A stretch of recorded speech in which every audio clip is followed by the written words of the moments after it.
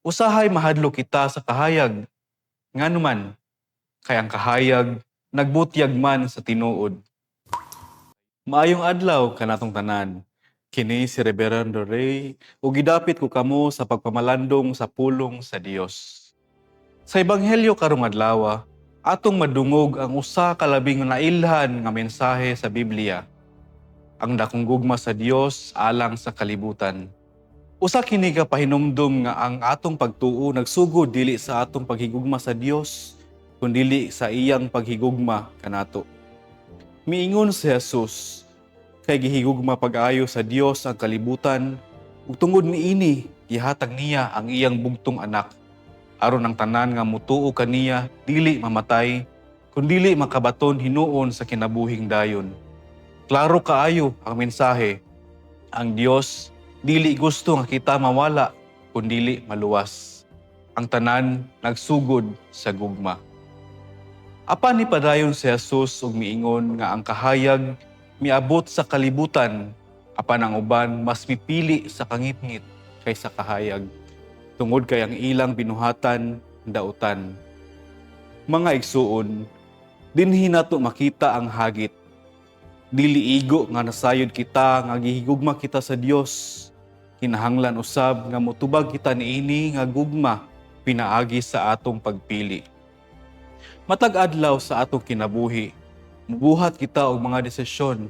Ang pagpili ba sa kamatuoran o bakak, sa pagpasaylo ba o paglumot, sa pagtabang ba o pagpasagad, sa pagpakasala ba o sa paglikay sa sala. Ang matag maayong pagpili usa ka lakang paingon sa kahayag. Ang matag sayop nga pagpili nagdala kanato ngadto sa kangitngit. Usahay mahadlok kita sa kahayag, nganuman kay ang kahayag nagbutyag man sa tinuod, sa atong sayop, sa atong kahuyang, ug labi na sa atong mga sala. Mao nga usahay mas pilion nato ang kangitngit, ang pagtago, ang paglikay, ang pagpasagad. Ang tawo nga moduol sa kahayag dili perpekto apan matinud-anon. Andam siya motan-aw sa iyang kaugalingon ug mutugot sa Dios nga magbag-o kaniya. Busa karong adlaw, sutaa ang imong kaugalingon. Asa ko karon, sa kahayag ba o sa kangitngit? Panamini ang liriko sa usa ka awit nga nag-ingon, "Hoy tawo, nasayod ka ba kung asa ang imong padulngan? Unsa nga bahin sa akong kinabuhi ang akong gitago gikan sa Dios?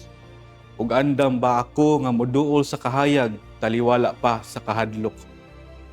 Hinumdumi kini, ihigugma ka sa Dios. Ug tungod ni ining maong gugma, gitawag kaniya dili aron magpabilin sa kangitngit, kundi aron maglakaw sa kahayag. Kay ang pagpili sa kahayag mao ang pagpili sa kinabuhing dayon.